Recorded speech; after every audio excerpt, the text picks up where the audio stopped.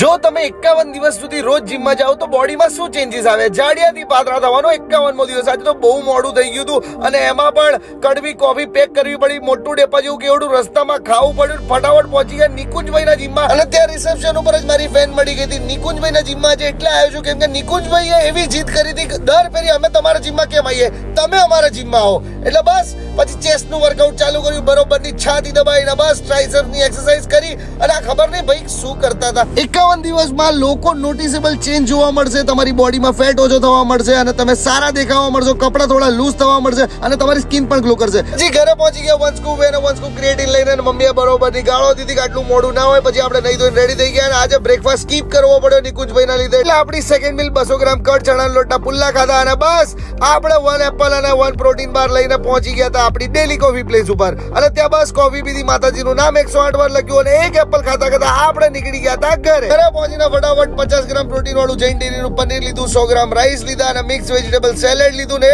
જામ ગાલ્યું ને આપણે one scoop way pack કરીને નીકળી ગયા આપણા દોસ્તોને મળવા. ત્યાં બેઠા ગ્રીન ટી પીધી અને વન સ્કૂપ વે લીધું, થોડી ઘણી વાતો કરી દોસ્તો જોડે અને બસ આ જ રીતે દિવસ બતાવ્યો. તમે ફોલો કરો લે.